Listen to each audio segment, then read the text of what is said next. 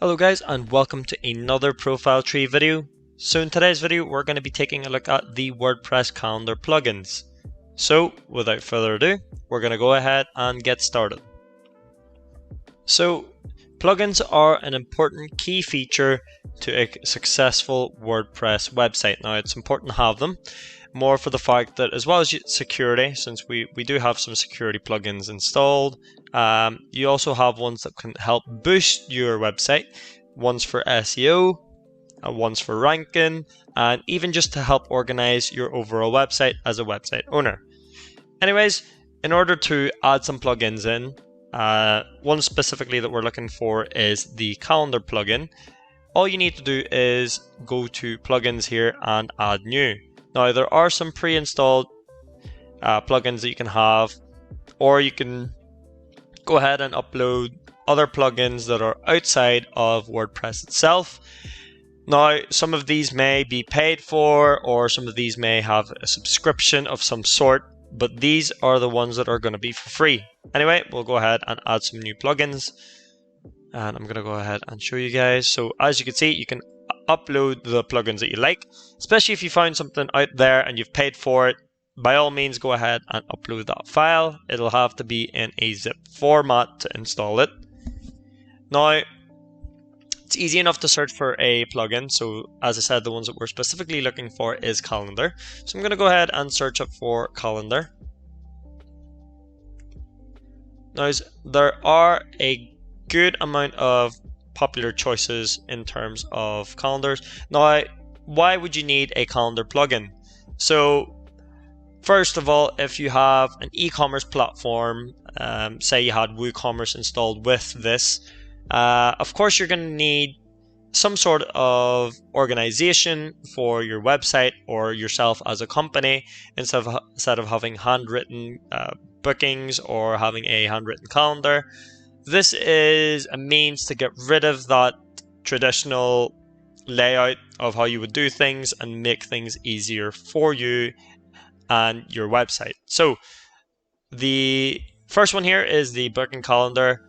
Now this is where you can book some slots, you can book appointments.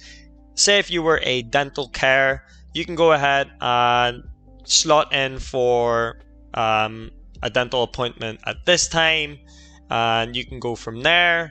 So say at 1 o'clock I'm gonna have this patient in, or 2 o'clock I'll have this patient in. It's more or less good for your customers, and it's also great for members of staff. Now it's a way for them to clock in or and add some appointments and times for themselves if they want to. So enough talk, I'm going to go ahead and show you a list of the different calendar options. So here's our first one, which is the events calendar. So if we go ahead on this and click and see more information on it, that's more or less how it will look. So it's plug and play, and it is customizable as well. So more or less, if you do go ahead and install a calendar that you want for WordPress, it will more than likely tie in with the theme. Now, moving on to theme. So your themes are all located within the appearance. So as you can see, these are our themes. You've got 2023, 2022, 2021. So that's all the other ones. And then you also have other themes on here that you can go ahead and upload. You can go ahead and download them. There's Elementor as well, Ocean WP. So some of these will be paid for themes, and it can match with the look of that calendar. Some of these plugins will try to match with the themes that you already have. So going back onto the calendars, so it's easy enough to install. Just make sure that you're looking for a plugin that's updated most of the time and all the time. You want to make sure that you don't have any security breaches through these plugins, and make sure that you're picking one of the well-trusted ones as well, as some issues may occur. You don't want any forced boot attacks or any malicious attacks to your website through a plugin.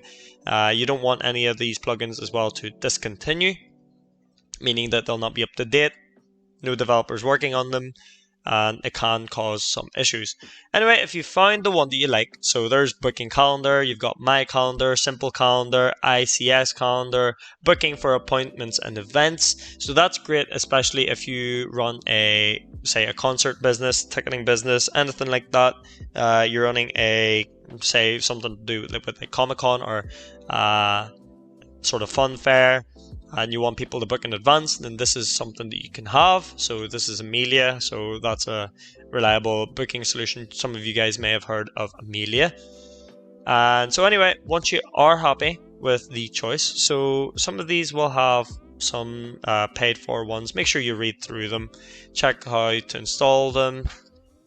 So more or less this will be added onto your plugins page, as you can see.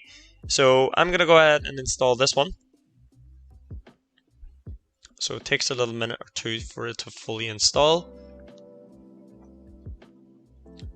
So once that is installed, you need to go ahead and activate this plugin, and you'll do so by going into the plugins itself. So wait on that to fully download. So you'll have that activate button. As you can see, you can activate it through here, or you can go ahead and go back to your installed plugins.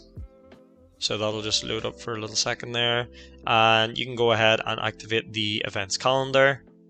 So that's now enabled. Make sure you disable the auto updates. You don't want to have auto updates, as it will cause issues.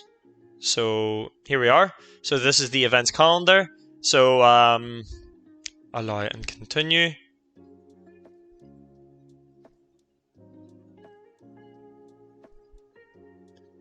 So you'll have that above, and as you can see, you can view the calendar, add event calendars.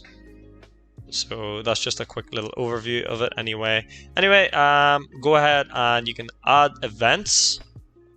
So depending if the website's all fully built, it'll just locate itself up here. So we're just going to go ahead and add a new event. So just say we name it ProfileTree event. You can add some media onto there as well. So we'll go ahead and select a file. We'll just probably get a ProfileTree logo in there. So we've gone ahead and inserted that in. So that's the media there. You can add, of course, some wording in there. So ProfileTree.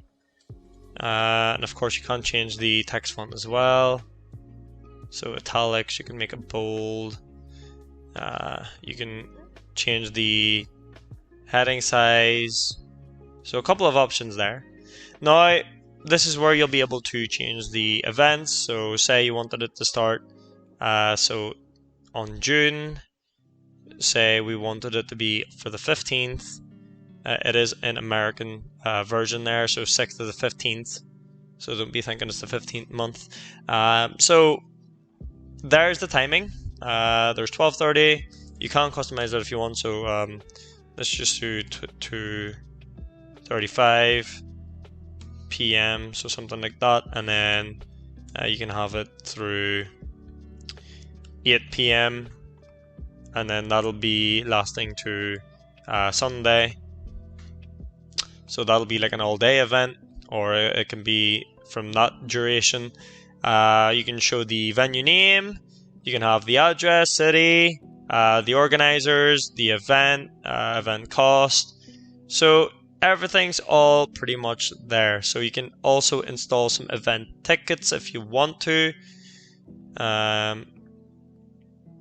So more or less that's where you can add your RSVPs. There's event categories as well, some tags, and then you can go ahead and save this draft, and when you are happy enough you can go ahead and publish it.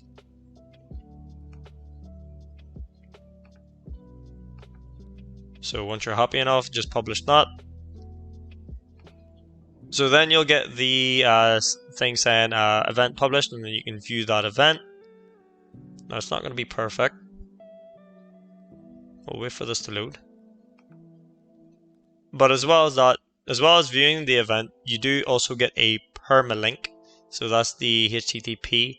Of course, you can add some SSL security on that, so it's HTTPS instead of HTTP. And then, of course, it's listed as ProfileTree-event. You can't edit that. That's pretty much your event handler anyway. And it's easy enough to change.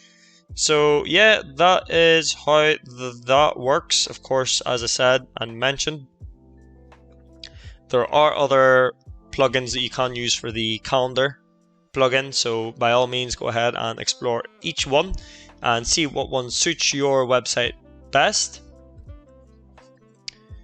Calendar.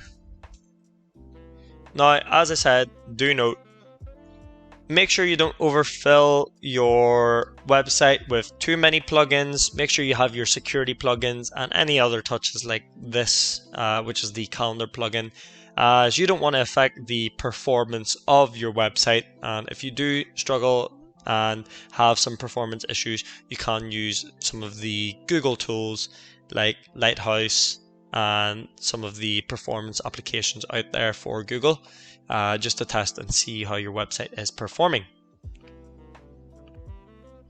But there you go, guys. That's just a nice little video just to show you guys the calendar plugins that you can use and how to use them.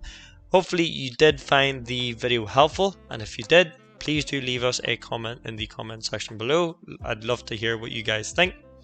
But anyway, that's it for the video. As I said, hopefully you enjoyed, and I'll see you guys for the next one. Thank you very much for watching.